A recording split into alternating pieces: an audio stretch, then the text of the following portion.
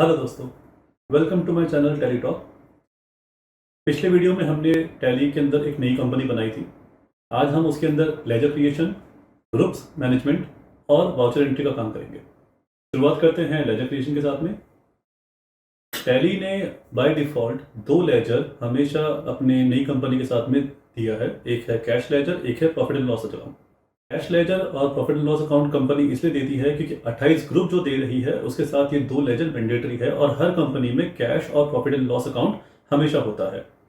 Company formation के time पे हमें जो ग्रुप्स मिलते हैं वो इसलिए मिलते हैं ताकि हमारी बैलेंस शीट, हमारी लेजर अकाउंट, हमारे ट्रायल बैलेंसेस सब प्रॉपरली अरेंज होकर रहे और हमारा जब साल के अंत में हम अपनी ट्रायल बैलेंस देखें, हमारा लेजर देखें, प्रॉफिट एंड लॉस देखें, ट्रेडिंग अकाउंट देखें, सब प्रॉपरली अरेंज रहे।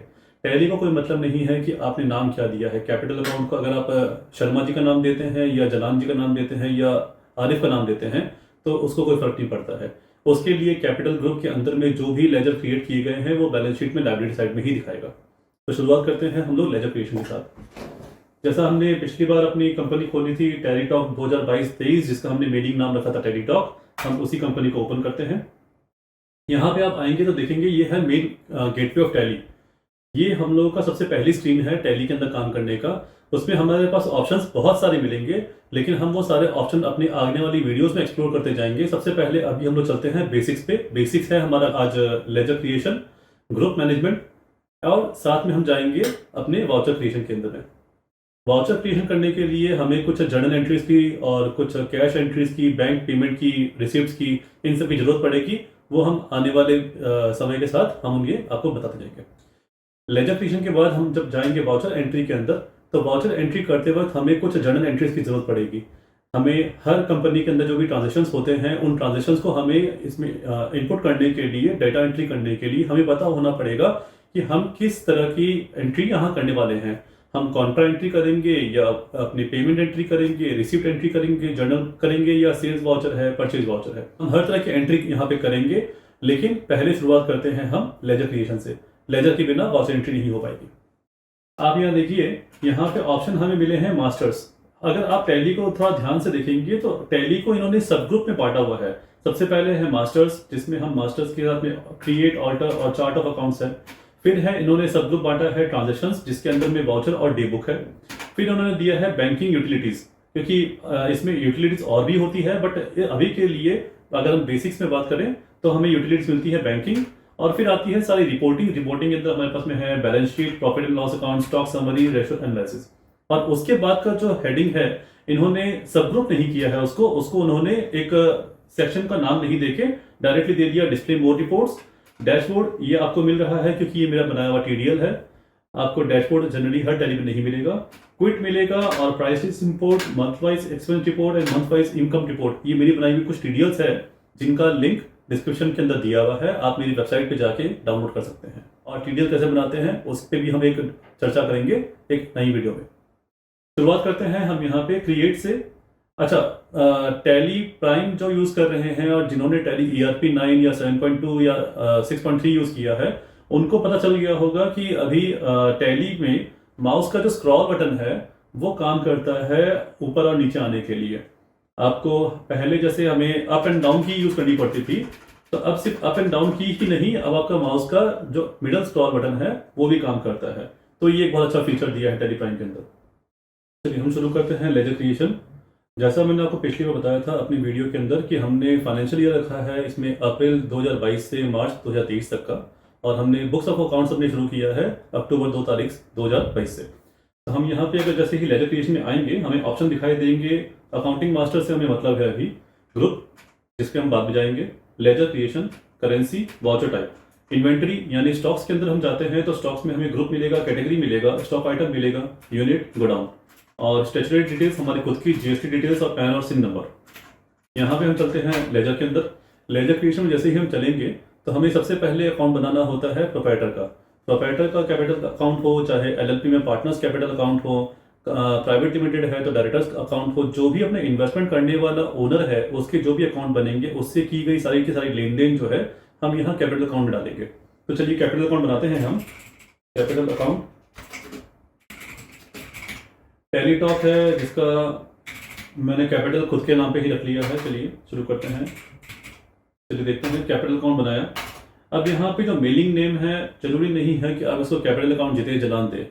ये जो नाम है इसमें फ़र्क आपको मैंने पहले भी बताया था कि आप जो लेजर क्रिएट कर रहे हैं तो लेजर का नाम कुछ और हो सकता है, मेलिंग नेम कुछ और हो सकता है। अगर आप कैपिटल अकाउंट जितेश जलान देंगे तो हर तरह की रिपोर्ट जो है वो अगर जनरेट होती है तो उसमें नाम कैपिटल अकाउंट जितेश जलान ही लिखा हुआ आएगा। अगर आप ये चाहते हैं कि नहीं यहाँ पे कुछ और नाम लिखा हुआ आए रिपोर्ट जनरेशन में, चाहे वो लेजर प्रिंटिंग हो, वाउचर प्रिंटिंग हो, या फिर अगर अपने जो भी लेजर एक्सपोर्ट कर रहे हैं, आप ईमेल कर रहे हैं, तो वहाँ पे आप नाम दे दीजिए। क्लाइंट का जो नाम है वो हमने नाम दे दिया यहाँ पे। उनका फिर एड्रेस दे देते हैं।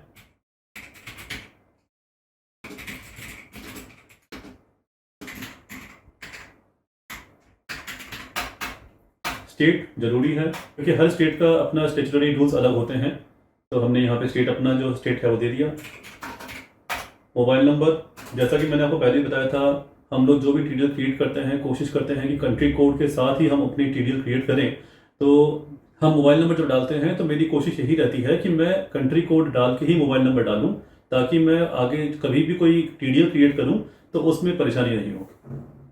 टीडीएल में हम ये भी कर सकते हैं कि जो मोबाइल नंबर आप यहाँ डालेंगे, हम उससे वाउचर एंट्री जब जनरेट होती है तो उस समय हम उसको व्हाट्सएप भेज सकते हैं, हम उसे एसएमएस भेज सकते हैं। तो अगर कंट्री कोड रहेगा तो एसएमएस भेजना और व्हाट्सएप भेजना बहुत आसान हो जाता है। पहले की टैली में कॉन्ट्रैक्ट डिटेल्स जो है वो एक लाइन में ही एक साथ ही आता था। अभी इन्होंने एक सब मेन्यू बना दिया है जिसमें कि हम कॉन्टैक्ट पर्सन का नाम, उसका लैंडलाइन नंबर, फ़ोन नंबर अगर है तो, फैक्स नंबर दे सकते हैं, ईमेल एड्रेस दे सकते हैं। यहाँ मैंने दे दिया tally@jiteshjalan.com जो कि मेरा ईमेल एड्रेस है। सीसी कार्बन कॉपी, अगर आपको ओनर के साथ साथ मैनेजर को भी आपको कॉपी भेजनी है, अकाउंटेंट को भेजनी है, तो अगर आपके पास सामने वाली क्लाइंट की पार्टी का अगर आपके सीसी डिटेल्स है आप यहाँ डाल सकते हैं। वेबसाइट है, मेरी वेबसाइट का नाम है tally.jiteshjalan.com, वो मैंने यहाँ मेंशन कर दिया ताकि अगर आपने एंट्री करी है, आपके अंडर में एक अकाउंटेंट है चाहे 10 अकाउंटेंट है, हर बंदा या हर बंदी जो है वो आपके ऊपर डिपेंडेंट नहीं है कि भाई मेरा एक लेजर खुला हुआ है यहाँ पे पार्टी का, और पार्टी का कॉन्टैक्ट पर्सन कौन है, पार्टी का मोबाइल नंबर क्या है या उसका ईमेल एड्रेस क्या है, मेलिंग करनी है, रिपोर्ट जनरेट करना है, तो उस पर कोई भी अकाउंटेंट या आपके अंदर में काम करने वाला कोई भी डेटा एंट्री ऑपरेटर वो हर समय आपके डिपेंडेंट नहीं है। वो अपनी टैली खोलेगा, उसको अपनी डिटेल्स मिल जाएगी। और आगे चल के मैं आपको एक टैली का टीडीएल भी देने वाला हूं जिसमें हम एड्रेस बुक को यहीं से प्रिंट कर सकते हैं। यहाँ पे हम पार्टी का बैंक डिटेल अगर चाहते हैं तो दे सकते हैं, ताकि कभी फ्यूचर में पेमेंट करें तो चेक से करते हैं, एनईएफटी करते हैं, E fund transfer, NEFT, RTGS, IMPS कुछ भी करना हो वो आप दे सकते हैं। अकाउंट नंबर दे देंगे।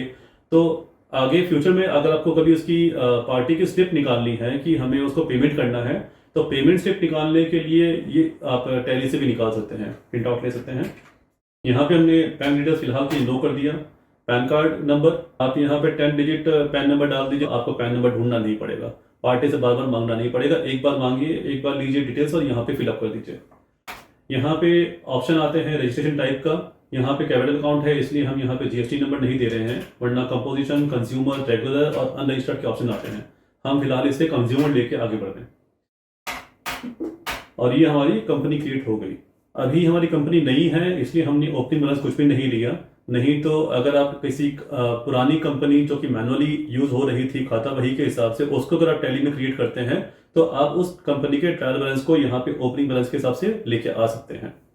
चलिए हम जल्दी से एक काम करते हैं, अपने जितने भी लेजर्स है वो क्रिएट करते हैं। और जल्दी क्रिएट करने का एक और तरीका है, हम यहाँ से सिंगल लेजर क्रिएट नहीं करके हम चार्ट ऑफ अकाउंट में आके लेजर सेक्शन में जाएंगे और मल्टी मास्टर का ऑप्शन जो है इसको ऑन कर लेंगे। मल्टी मास्टर का ऑप्शन इनेबल करते ही हमारे पास ऑप्शन मिलेगा मल्टी क्रिएट, मल्टी ऑल्टर और क्रेडिट लिमिट। हम जाएंगे मल्टी क्रिएट में। मल्टीपल लेजर क्रिएशन के सेक्शन में जैसे ही हम जाएंगे तो यहाँ पे प्राइमरी सेक्शन आ जाएगा जिसमें हमारे सारे 28 ग्रुप्स जो है यहाँ पे अवेलेबल हो गए हमारे पास। हम जैसे ही यहाँ पे ऑल आइटम सेलेक्ट करेंगे, हमें अब सिर्फ लेजर का नाम डालना है और लेजर कौन सी कैटेगरी के अंदर फॉल करता है वो डालना है। चलिए हम शुरू करते हैं बैंक से। बैंक दे देते हैं हम बैंक अकाउंट।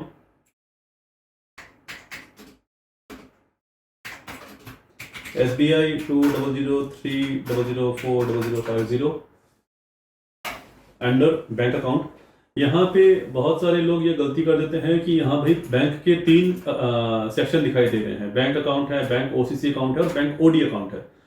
बैंक ओडी और या बैंक ओसीसी अकाउंट जो है वो ओवरड्राफ्ट या कैश क्रेडिट अकाउंट्स हो गए।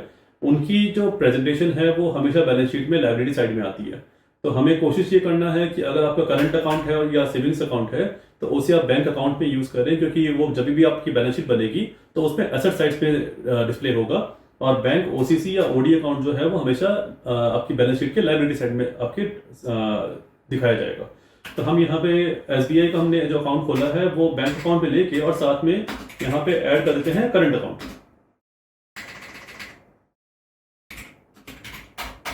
बैंक अकाउंट हो गया, ओपनिंग बैलेंस हम कुछ नहीं ले रहे। कैश का लेजर क्रिएट हो चुका है हमारे पास कैपिटल का लेजर क्रिएट हो चुका है, बैंक का लेजर क्रिएट हो चुका है। चलिए हम अपनी पार्टीज का लेजर क्रिएट करते हैं। पहला नाम हम देते हैं नेशनल हार्डवेयर, जो हमारे लिए सन्डी क्रेडिटर है जिनसे हम माल परचेज करेंगे। दूसरा हम नाम दे देते हैं यहाँ पे India hardware company private limited. अब ये हमारे सप्लायर है। हम चाहें तो इन्हें अपने क्रेडिटर के हिसाब से भी ट्रीट कर सकते हैं या हम यहाँ पे एक सब ग्रुप बना सकते हैं। और दोस्तों, सब ग्रुप बनाने के लिए आपको पूरे सेक्शन से बाहर निकलने की जरूरत नहीं है। आप यहीं पे ऑल्ट सी दबाइए, आपको एक ग्रुप क्रिएशन का ऑप्शन मिल जाएगा। हम चलिए इनको मान लेते हैं कि ये अपनी पार्टी जो है आउट ऑफ आसाम की है। सप्लायर्स इंटरस्टेट और क्रेडिटर में दे देते हैं इनको। इस तरह से अगर हम अपने सप्लायर्स को, डीलर्स को अगर हम इंटर स्टेट और इंट्रा स्टेट लोकल के हिसाब से अगर हम अलग से ट्रीट करना शुरू कर देंगे, तब जब आपका ट्रायल बैलेंस बन के आएगा बहुत सुंदर सच के आएगा। सप्लायर इंटर स्टेट दे दिया और नेशनल हार्डवेयर को हम एक काम करते हैं सप्लायर लोकल दे देते हैं।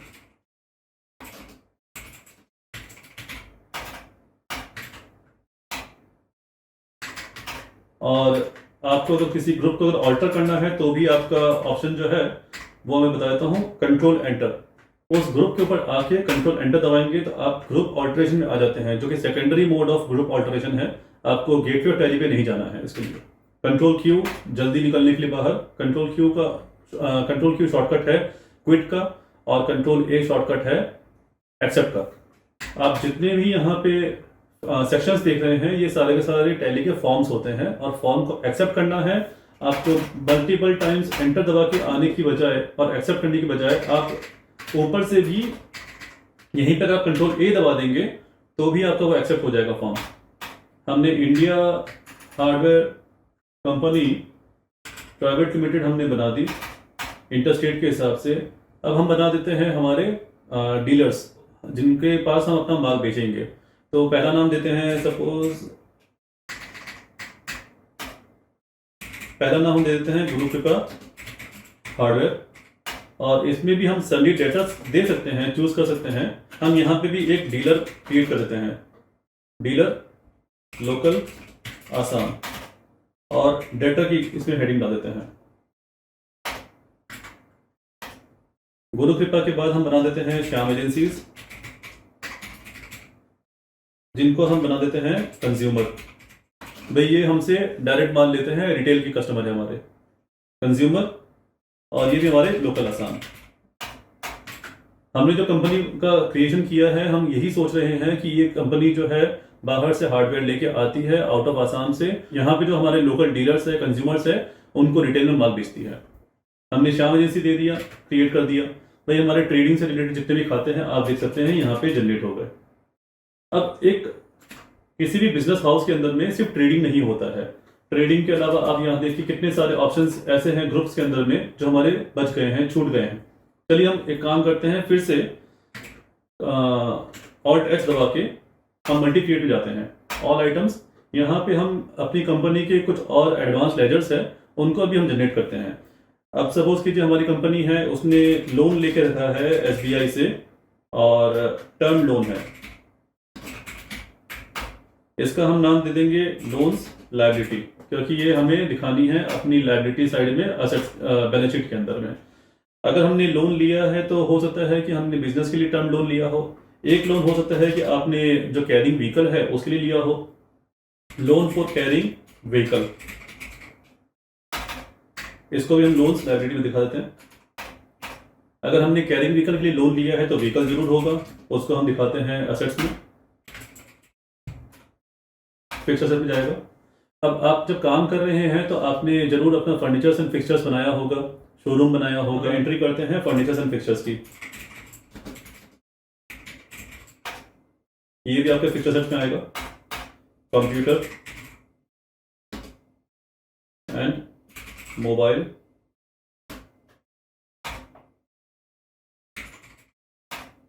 हमने फर्नीचर्स एंड फिक्सचर्स और कंप्यूटर मोबाइल अलग क्यों किया?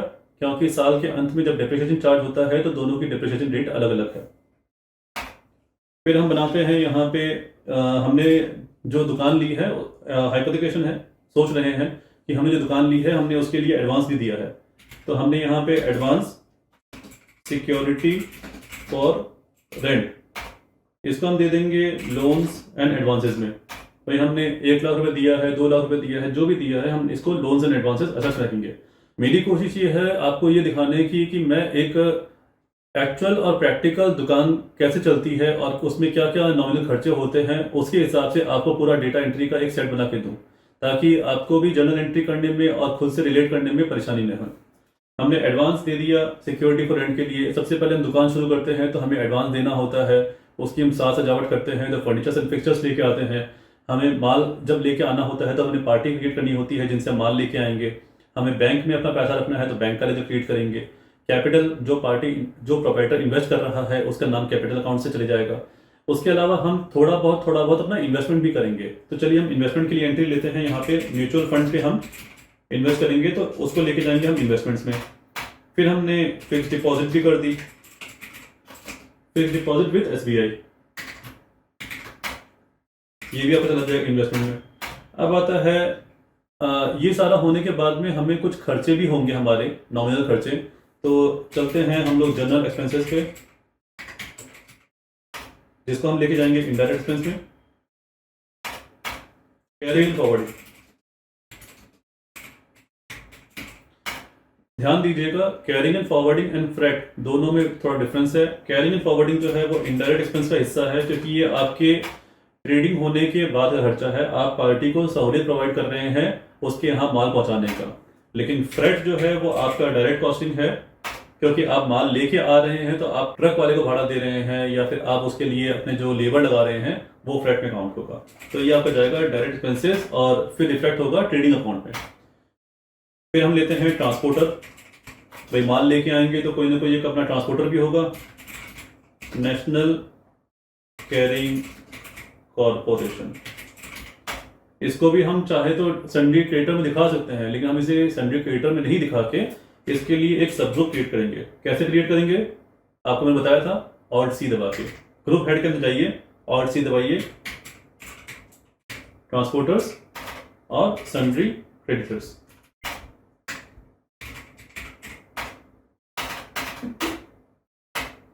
हमने ट्रांसपोर्टर बना दिया, खर्चे बना दिए। अब हम दिखाएंगे अपनी परचेज के अंदर मेरे काम करने का तरीका, मेरा पैटर्न कुछ ऐसा है कि मैं जो भी इन्वेंट्री बेच रहा हूं वो कितने % GST के अंदर में फॉल करती है, मैं उसके हिसाब से एक खाता अलग बना देता हूं, ताकि परचेज में मुझे कितना इनपुट मिला उसको कैलकुलेट करने में मुझे आसानी हो।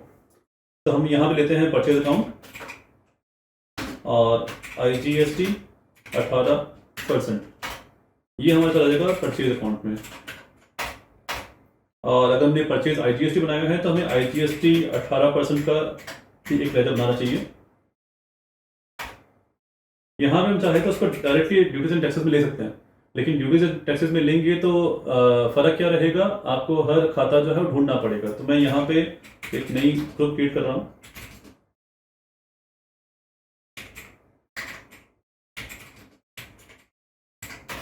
जिसको हम सब ग्रुप में डिवाइड कर दिए हैं, गुड्स एंड सर्विस टैक्सेस, जिसका प्राइमरी ग्रुप होगा ड्यूटीज एंड टैक्सेस। अब यहाँ पे हमने IGST ले लिया, इनपुट। अब आती है सेल्स, लोकल आसाम 18%, इसको हम लेंगे सेल्स अकाउंट में, SGST @9%, लोकल आसाम। इसको फिर से हम ले जाएंगे गुड्स एंड सर्विस टैक्स में और यहीं पे हम इसको कॉपी करेंगे और पेस्ट करेंगे। मैंने आपको पहले भी बताया होगा, टैली के अंदर कंट्रोल सी और कंट्रोल वी बिल्कुल विंडोज़ की तरह काम करता है। पहले टैली में control alt C control alt V था, अभी कॉपी पेस्ट के लिए कंट्रोल ऑल्ट सी और कंट्रोल ऑल्ट वी की जगह पे आप सीधे कंट्रोल सी और कंट्रोल वी यूज़ कर सकते हैं। IGST लोकल आसाम, और हमने ड्यूटीज एंड टैक्सेस में ले लिया इसको। आप देखिए बहुत सुंदर तरीके से अपना जो चार्ट ऑफ अकाउंट्स है वो मैनेज होना शुरू हो गया। डिपॉजिट में हमने कुछ नहीं लिया है, स्टॉक इन हैंड में हम लेंगे। आपको मैंने पहले भी कंपनी क्रिएशन के समय बताया था कि हम अकाउंट्स और इन्वेंट्री को इंटीग्रेट नहीं कर रहे हैं। तो स्टॉक क्रिएशन के लिए एक लेजर क्रिएट करना होगा। यहीं पे हम आके क्रिएट कर सकते हैं। किसी भी लेजर हेड में आइए, स्टॉक इन हैंड, और इसको स्टॉक इन हैंड के खाते में ले गए अपने। तो आप देखिए यहाँ पे हम स्टॉक इन हैंड हमारे पास आ गया। हमने कंज्यूमर पे हमने लेके गए श्याम एजेंसीज को, गुरु कृपा हार्डवेयर है, फिक्स एसेट्स हमारे बन चुका है, इन्वेस्टमेंट आ गया, रिजर्व्स एंड सरप्लस या फिर कैपिटल हेड के अंदर में हमारे पास ऑलरेडी ऑप्शन लेजर क्रिएट हो चुका है। यहाँ पे गुड्स एंड सर्विस टैक्सेस में जाते हैं तो हमारे पास ड्यूटीज एंड टैक्सेस में सब कुछ आ गया। इस लेजर में हमसे गलती हो गई बनाते वक्त, हमने इसको ड्यूटीज एंड टैक्सेस में ले दिया। तो चलिए इसको कंट्रोल एंटर दबाया और इसको हम ले गए गुड्स एंड सर्विस टैक्स के अंदर, GST। और किस तरह के GST है, अच्छा आप फर्क देखिए। अभी तक हमने सारे के सारे जो लेजर बनाए थे वो मल्टी क्रिएशन से बनाया था, तो कुछ इनके जो ऑप्शंस हमें देने होते हैं वो हम ऑप्शन अभी तक नहीं दे पाए थे। तो आपने जब एक साथ में आप 100-150 लेजर बना लेंगे, उसके बाद आप कुछ लेजर ही है जिनको आपको चेंज करना होगा। मुश्किल से कोई 10 या 15 लेजर है जिनके अंदर आपको जाके ऑप्शंस पॉपुलेट करना होता है।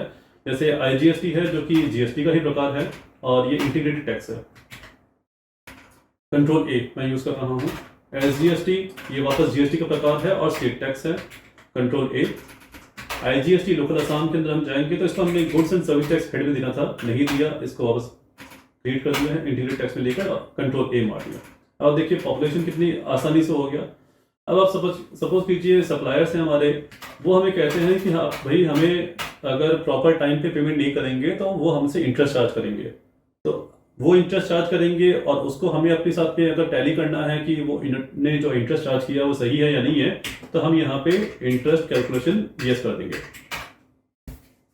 Transaction by transaction yes, override parameter नहीं करना है हमें, amount add amount deduct yes, और जो डिडक्शन कर रहे हैं इंटरेस्ट का वो कर रहे हैं 9% पे सालाना कैलेंडर ईयर के हिसाब से। दोनों फर्क देखिएगा, 30 दिन का मंथ यानी कि 360 दिन का साल, 365 दिन का साल, उसमें लीप ईयर को लेके प्रॉब्लम आएगी।